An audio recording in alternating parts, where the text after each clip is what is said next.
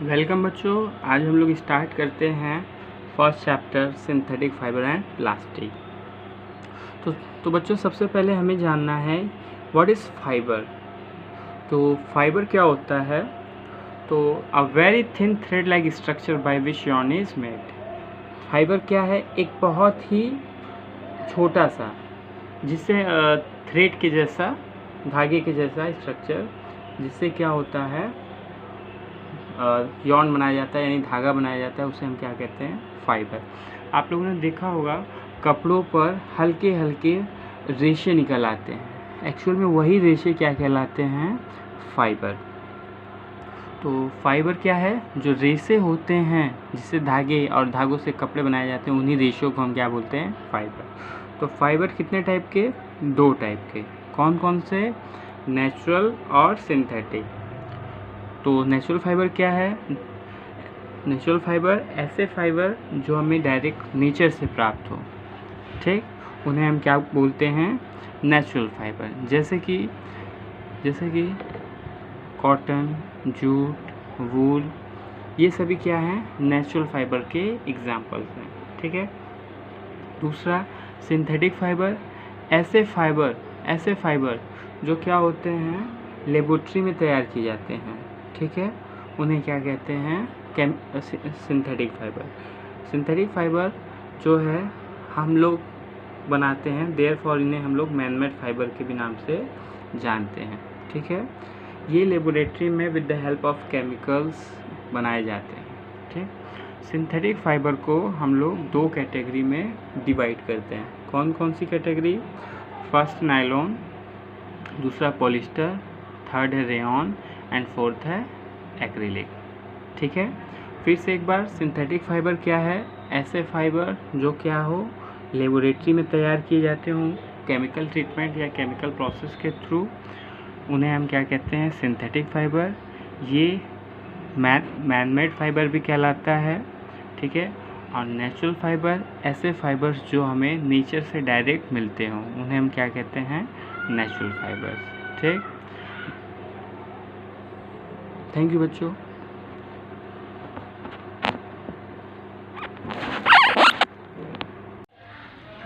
आज हम लोग पढ़ेंगे मोनोमर, पॉलीमर और पॉलीमराइजेशन। तो सबसे पहले बच्चों, आप सभी ने फूलों की तो माला ज़रूर देखी होगी, तो उसी का एग्जाम्पल लेकर के हम ये तीनों टॉपिक्स आज समझेंगे। तो देखिए, फूलों की जैसे माला में कोई एक सिंगल फूल आप लेंगे, तो वो जो सिंगल फूल होता है वो क्या होता है? मोनोमर की तरह बिहेव करता है।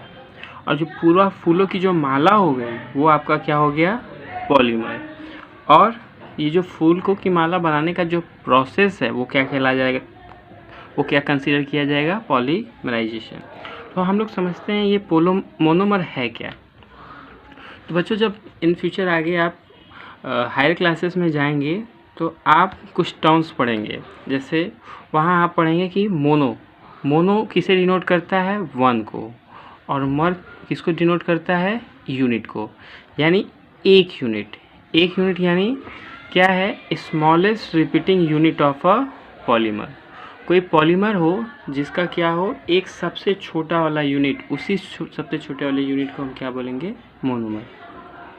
उसी तरीके से हम लोग देखेंगे पॉलीमर।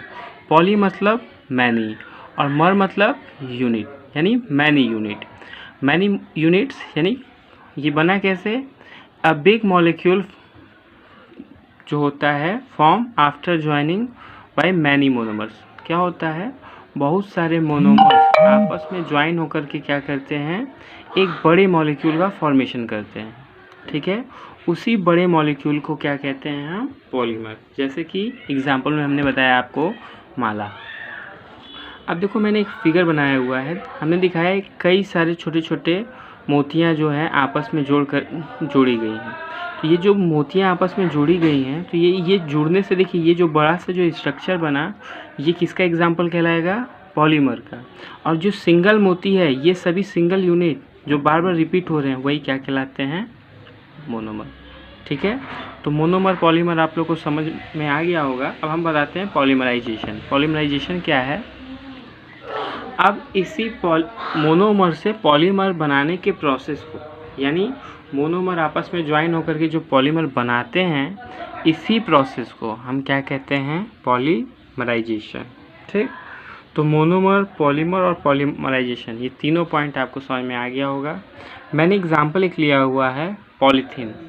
पॉलीथीन तो आप सभी जानते होंगे, वो किससे मिलकर बना हुआ होता है, पॉली प्लस इथीन, यानी बहुत सारे इथीन मॉलिक्यूल्स। ठीक, दूसरा एग्जाम्पल पॉलिएस्टर। पॉलिएस्टर किससे मिलकर बना होता है, बहुत सारे ईस्टर मॉलिक्यूल से मिलकर बना होता है। ठीक है, थैंक यू बच्चों, उम्मीद करते हैं सारे टॉपिक्स आपको समझ में आया होगा। बच्चों आज हम लोग पढ़ेंगे नायलॉन के बारे में। तो बच्चों नायलॉन जो वर्ड है वो दो पार्ट्स में से बना हुआ है, एक तो नाई NY और दूसरा LON। ठीक है, जो जिसका मतलब है nylon refers to New York, LON refers to London. तो नायलॉन है क्या, सबसे पहले इसी से हमें क्लियर हो गया, ये न्यूयॉर्क और लंदन में बना हुआ होगा। ठीक, तो सबसे पहले है क्या nylon, it is first fully synthetic fibre prepared in laboratory from coal, water and air। Nylon क्या है बच्चों, सबसे पहला सिंथेटिक फाइबर, ठीक है, जिसे किस चीज़ से बनाया गया था, कोल, वाटर एंड एयर से। ठीक है, और नायलॉन को तो के बारे में सभी लोग जान रहे होंगे, it is strong, durable, elastic and light. Nylon क्या होता है, बहुत ही ज़्यादा स्ट्रॉन्ग होता है, ड्यूरेबल होता है, इलास्टिक होता है और हल्का भी होता है। बच्चों जो नायलॉन का जो मोनोमर होता है वो क्या होता है, एमाइड। एमाइड नाम का एक केमिकल होता है जो नायलॉन का मोनोमर होता है। ठीक, इसलिए हम बोल सकते हैं इसको it is made of amide. ठीक, दूसरा सिंथेटिक फाइबर बच्चों हम लोग पढ़ेंगे पॉलिएस्टर। पॉलिएस्टर क्या है, इट इज़ सिंथेटिक फाइबर। ये क्या है, एक सिंथेटिक फाइबर है। जैसे नायलॉन आपका एमाइड से मिलकर बना हुआ था, उसी तरीके से आपका पॉलिएस्टर, जैसे पॉली मतलब मैनी, ईस्टर मतलब ईस्टर, एक आपका क्या होता है, एलिमेंट, एक कंपाउंड होता है। ठीक, जिससे आपका पॉलिएस्टर बनाया जाता है। तो क्या है, it is made of Easter, जो कि क्या होता है, ईस्टर से मिलकर बना होता है। मैनी ईस्टर मॉलिक्यूल्स क्या होते हैं, बहुत सारे ईस्टर मॉलिक्यूल्स आपस में ज्वाइन होकर करके एक पॉलिएस्टर का बिग मॉलिक्यूल का फॉर्मेशन करते हैं। ठीक, तो पॉलिएस्टर और नायलॉन, इन दोनों के बारे में मैंने आपको बता दिया। ठीक है, ये क्या है, कैसे बने हुए हैं। नेक्स्ट बच्चों हम लोग पढ़ेंगे रेयॉन और एक्रिलिक। तो उससे पहले बच्चों इन सभी दो टॉपिक्स को आप लोग नोट कर लीजिएगा, और साथ में uses of nylon and uses of polyester आप लोग नोट कर लीजिएगा और उसे मेमोराइज भी कर लीजिएगा। ये आपके लिए होमवर्क है। ठीक, और साथ में उनकी प्रॉपर्टीज़ भी क्या है, uses and properties of nylon and rayon. ठीक है, नोट। ठीक है बच्चों, पिछले क्लास में हम लोग नायलॉन और पॉलिएस्टर के बारे में हम लोगों ने पढ़ा था। तो आज हम लोग आगे कंटिन्यू करते हैं, और सबसे पहले हम लोग रेयॉन के बारे में जानते हैं। तो बच्चों रेयॉन क्या है, रेयॉन एक ऐसा सिंथेटिक फाइबर है जो बिल्कुल सिमिलर होता है सिल्क के। ठीक है, तो ये बनता कैसे, इसको बनाने के लिए हमें क्या चाहिए होता है, वुड पल्प। ठीक है, वुड पल्प को हम लोग क्या करते हैं, केमिकल ट्रीट करते हैं और उसे हम लोग एक थिक विस्कस लिक्विड में कन्वर्ट कर देते हैं। ठीक, और उस लिक्विड को हम सिंथेटिक मैनी प्रोसेस के थ्रू सल्फ्यूरिक एसिड से जब पास कराते हैं, तो वो हमें क्या होता है, सिंथेटिक रेयॉन के रूप में मिलता है। और जो हमें रेयॉन बनाने की ज़रूरत क्यों पड़ी, देखिए सिल्क के जो क्लॉथ्स होते हैं वो बहुत अच्छे होते हैं। ठीक, लेकिन पॉपुलेशन बढ़ने के साथ साथ सिल्क का प्रोडक्शन उतना नहीं हो पा रहा था, जिसके कारण सिल्क का जो कॉस्ट है वो बहुत ज़्यादा हाई होता जा रहा था। देयरफॉर जो कुछ केमिस्ट थे जिन्होंने उसके सब्स्टिट्यूट को बनाया। ठीक है, ताकि लो कॉस्ट में सभी की डिमांड्स भी पूरी हो जाए और लो कॉस्ट में सभी की डिमांड भी पूरी हो जाए, साथ में सब तक वो पहुंच भी जाए। तो बच्चों रेयॉन के बारे में आप लोग को समझ में आ गया होगा। तो रेयॉन क्या है? एक आर्टिफिशियल सिल्क है। इसे हम लोग सेमी सिंथेटिक भी कहते हैं क्योंकि इसके लिए जो रॉ मटेरियल का यूज करते हैं हम लोग, वो कम्प्लीटली हमें नेचर से लेना पड़ता है। जैसे वुड पल्प क्या है? लकड़ियों से मिलेगा, ठीक है। और इस फाइबर का एक डिसएडवांटेज भी है। डिसएडवांटेज क्या है इस फाइबर का? इस फाइबर से डिफॉरेस्टेशन भी होता है। डिफॉरेस्टेशन क्यों? क्योंकि आप देख रहे हैं कि इस फाइबर को बनाने के लिए हमें वुड पल्प की ज़रूरत हो रही है। ये वुड पल्प कहाँ से आएगा? लकड़ियों से आएगा।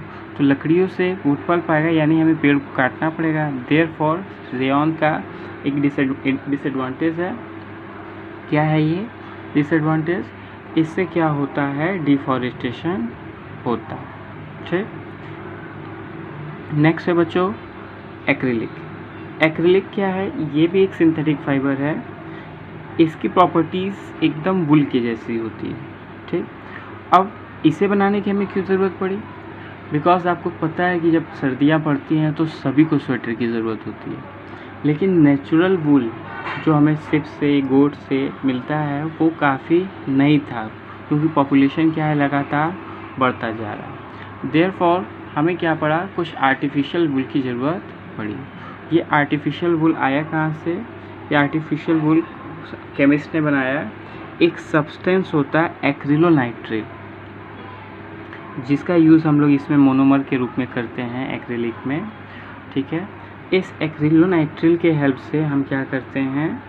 एक्रिलिक बनाते हैं। और एक्रिलिक से क्या करते हैं? जो फाइबर बनता है वो यूज़ किया जाता है वुलन क्लॉथ्स बनाने में, ठीक है बच्चों। उम्मीद करते हैं कि दोनों रेयॉन और एक्रिलिक आपको समझ में आ गया होगा। आप लोग के लिए होमवर्क है, जितने भी सिंथेटिक्स फाइबर हैं उनके प्रॉपर्टीज़ और उनकी यूजेस आप लोग लिख लीजिएगा, और साथ में करने के बाद उसका फ़ोटो भी मुझे सेंड करिएगा शाम तक, ठीक है। थैंक यू बच्चों। आज हम लोग पढ़ेंगे arrangements of monomer in a polymer, ठीक है बच्चों। जैसा कि आप सभी लोग जानते हैं कि मोनोमर्स क्या होते हैं, आपस में ज्वाइन हो करके एक पॉलीमर का फॉर्मेशन करते हैं। तो आज हम लोग यही पढ़ेंगे कि मोनोमर्स आपस में ज्वाइन होते हैं तो वो किस तरीके से ज्वाइन होते हैं, ठीक है। तो इसी को हम कहते हैं arrangements of monomer in polymer. तो कितने तरीके के अरेंजमेंट्स ऑफ मोनोमर होते हैं? 2 तरीके के। एक है लीनियर अरेंजमेंट, दूसरा है क्रॉस लिंक अरेंजमेंट। तो सबसे पहले लीनियर अरेंजमेंट क्या है? तो बच्चों ऐसा अरेंजमेंट, जैसा कि देखो बच्चों दिखाया है, इसमें क्या है, सभी मॉलिक्यूल्स आपस में ज्वाइन होकर के एक लॉन्ग चेन का फॉर्मेशन कर रहे हैं, ठीक है। इसमें क्या कर रहे हैं? सभी मोनोमर्स ज्वाइन होकर के क्या कर रहे हैं? एक लॉन्ग चेन का फॉर्मेशन कर रहे हैं। इसी तरीके के अरेंजमेंट को हम क्या बोलते हैं? Linear arrangement. तो लीनियर अरेंजमेंट क्या है? An arrangement in which monomers join together to form a long chain structure known as linear arrangement, ठीक। अब दूसरा अरेंजमेंट है बच्चों क्रॉस लिंक अरेंजमेंट। वो क्या है? देखिए, अब इसमें हमने दिखाया है कि एक ही मॉलिक्यूल कई सारे मॉलिक्यूल से ज्वाइन, जैसे इस बच्चों नेक्स्ट अरेंजमेंट है क्रॉस लिंक अरेंजमेंट। इसमें बच्चों आप देख रहे हैं कि एक मॉलिक्यूल से कई मॉलिक्यूल इस तरीके से आपस में जुड़े हुए हैं, ठीक है। और एक क्या है? चारों तरफ ये फैला हुआ है। तो ऐसे अरेंजमेंट को देखिए, ये क्रॉस का फॉर्मेशन हो रहा है ना हर जगह, तो ऐसे अरेंजमेंट को हम क्या बोलते हैं? Cross link arrangement. तो होता क्या है क्रॉस लिंक अरेंजमेंट? क्या है? An arrangement in which more than 2 molecules join to a single molecule to form a big structure. इसमें क्या हो रहा है? देखिए, एक मॉलिक्यूल से 2 से ज़्यादा कई सारे मॉलिक्यूल्स ज्वाइन हो रहे हैं, ठीक है। किस लिए? ताकि वो क्या करें? एक बड़ा स्ट्रक्चर का फॉर्मेशन कर सकें, ठीक है। तो ऐसे अरेंजमेंट को हम क्या बोलते हैं? क्रॉस लिंक्ड अरेंजमेंट, ठीक है। तो क्रॉस लिंक अरेंजमेंट और लीनियर अरेंजमेंट 2 टॉपिक्स आज मैंने आप लोग को पढ़ाया। दोनों टॉपिक्स आपको, मुझे लगता है, उम्मीद करते हैं समझ में आया होगा। इसको नोट कर लीजिएगा, ठीक है। बच्चों आज हम लोग पढ़ेंगे प्लास्टिक। तो प्लास्टिक बच्चों क्या है आप सभी जान रहे हैं, ये क्या है, उसके यूज़ से हम लोग सब लोग फैमिलियर हो चुके हुए हैं। इतना तक ही नहीं, प्लास्टिक क्या है हमारे लाइफ का एक इम्पॉर्टेंट पार्ट बन गया है। ठीक, विदाउट उसके हम लोग लाइफ थोड़ी मुश्किल हो जाएगी। ठीक है, एक्चुअल में प्लास्टिक होता क्या है, ये आपका सिंथेटिक फाइबर से मिलकर बना हुआ होता है। ठीक है, प्लास्टिक जो होते हैं दो टाइप के होते हैं। कौन कौन से? एक तो है थर्मोप्लास्टिक, दूसरा है थर्मोसेटिंग प्लास्टिक। अब ये थर्मोप्लास्टिक क्या है वो देखते हैं। तो थर्मोप्लास्टिक एक ऐसा प्लास्टिक होता है जो हीट करने पे आसानी से मेल्ट हो जाए। ठीक है, अब हीट करने पे आसानी से मेल्ट हो जाएगा तो आप मेल्ट होने के बाद उसे क्या करेंगे, दोबारा जिस शेप और स्ट्रक्चर में इजीली कह सकते हैं बना सकते हैं। तो ऐसे प्लास्टिक को हम क्या बोलते हैं, थर्मोप्लास्टिक। थर्मोप्लास्टिक का एग्जाम्पल है एक थर्मोकोल, पीवीसी, इसके अलावा बहुत सारे एग्जाम्पल्स हैं। ठीक है, थर्मोप्लास्टिक की एक खासियत है, इसमें होता क्या है, जो उसके जो मोनोमर होते हैं वो लीनियरली अरेंज होते हैं। मतलब कहने का मतलब क्या है, थर्मोप्लास्टिक में क्या होता है, मोनोमर्स का लीनियर अरेंजमेंट होता है। ठीक, अब हम लोग देखते हैं थर्मोसेटिंग प्लास्टिक। तो बच्चों थर्मोसेटिंग प्लास्टिक क्या है, ऐसा प्लास्टिक, ठीक है, ऐसा प्लास्टिक जो क्या हो, हीट करने पे मेल्ट ना हो। ठीक है, अब मेल्ट नहीं होगा तो हम क्या करेंगे, उसे दोबारा किसी भी शेप और स्ट्रक्चर में नहीं बना सकते हैं। तो इसी को हमने लिखा है एंड कैन नॉट रिमोल्डेड। ठीक है, दोबारा क्या हो, जिसे हम क्या कर सकते हैं, रिमोल्ड नहीं कर सकते, उससे हम क्या कहते हैं, थर्मोसेटिंग प्लास्टिक। ठीक, इसकी क्या खासियत होती है, इसमें क्या होता है, क्रॉस लिंक अरेंजमेंट होता है। ठीक है, हमने इसके एग्जांपल लिए हुए बेकेलाइट, मेलामाइन।